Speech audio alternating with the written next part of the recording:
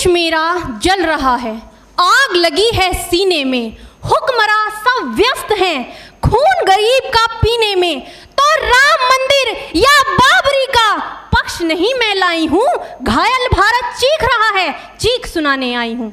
परम आदरणीय सभापति महोदय, मंचासीन निर्णायक मंडल समिति एवं उपस्थित मेरे प्यारे साथियों, मैं आरक्षी खुशबू चौहान केंद्रीय रिजर्व पुलिस बल आज सदन की राय से असहमत होते हुए वक्ता विपक्ष में अपने विचार प्रस्तुत करूंगी।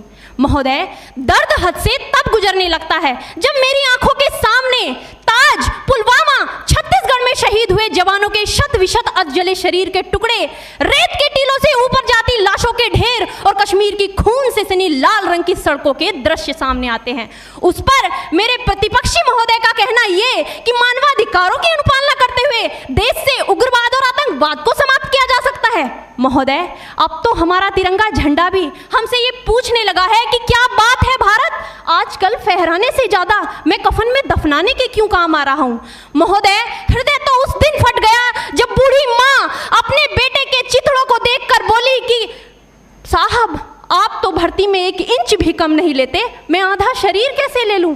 महोदय, आज इन मानवाधिकारों के कारण इन आतंकियों के बंगलों की आकाओं की नाकफनी हंसती है और शहीद हुए हमारे जवानों के आंगन की तुलसी रोती है। जब एक शहीद हुए जवान की विधवा की वेदना चीख चीख कर ये कहती है कि प्यार भी भरपूर गया, मांग का सिंदूर गया, नन्हे नौनिहालों की लंगोटियां चली गई, छोटी छोटी बेटियों की चोटियां चली गई और आपके लिए तो एक आदमी मरा है साहब, मेरे घर की तो रोटियां ही चली गई। महोदय, किसी भी युद्ध को जीतने के लिए पहल करना सबसे ज्यादा आवश्यक है, क्योंकि इतिहास गवाह है कि पहल करके बड़े बड़े युद्धों के परिणाम बदल दिए गए हैं। परंतु आज मानवाधिकारों के कारण हमारे देश के जवान इस कदर बंधे हुए हैं कि अपनी ड्यूटी पर खड़े होकर भी वो आज पहल करने से डरते हैं, क्योंकि महोदय, भविष्य में उन्हें कटघरे में खड़े होने का डर सता रहा होता है। वो ये जानते हैं कि चाहे एक उग्रवादी की राइफल से निकलने वाली गोली को ये तय करना पड़े या ना पड़े कि वो किसे लगेगी, लेकिन हमारी राइफल से निकलने वाली हर गोली को ये निर्णय लेना पड़ता है कि चाहे वो किसी निर्दोष को लगे, दोषी को लगे या ना लगे, परंतु किसी निर्दोष को नहीं लगनी चाहिए। यदि ऐसा हुआ तो ना तो ये समाज हमें छोड़ेगा, ना ही तिल का ताड़ बनाने वाली ये मीडिया हमें छोड़ेगी। और महोदय, मानवाधिकार के तले किसी जवान को दबाकर युद्ध के मैदान में छोड़ देना कोई वीरता नहीं, एक आत्महत्या है। क्योंकि महोदय, फूल को श्रृंगार दो ये मुमकिन नहीं और एक वीर को झनकार दो ये मुमकिन नहीं। जो हाथ बांध दे सेना के, ऐसे मानवाधिकार का पालन संभव नहीं। महोदय, आज सत्यनिष्ठा के मार्ग पर चलते हुए भी हमारे देश का जवान इन आतंकवादियों, इन पत्थरबाजों से डरता है, क्योंकि वो जानता है कि उसकी राइफल से निकलने वाली गोली अगर टारगेट को हिट नहीं भी करेगी तो भी 400 मीटर तक जाएगी, और यदि इस बीच वो किसी निर्दोष को लग गई तो महोदय, हमें अपनी नौकरी से हाथ तक धोना पड़ सकता है।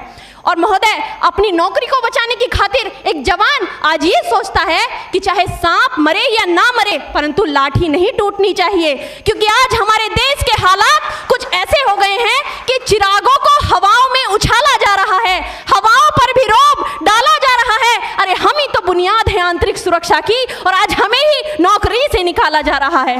महोदय, जब पुलवामा में 44 जवान शहीद हुए, छत्तीसगढ़ में 76 जवान शहीद हुए, तो कोई भी मानवाधिकार की दुहाई देने वाला हमारे पक्ष में आकर खड़ा नहीं हुआ।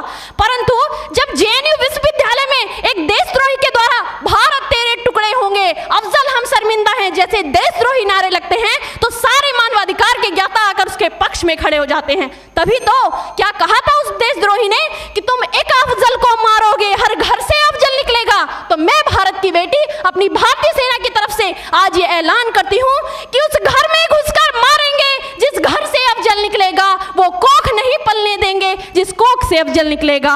उठो देश के वीर जवानों, तुम सिंह बनकर दहाड़ दो और एक तिरंगा झंडा उस कन्हैया के सीने में गाड़ दो।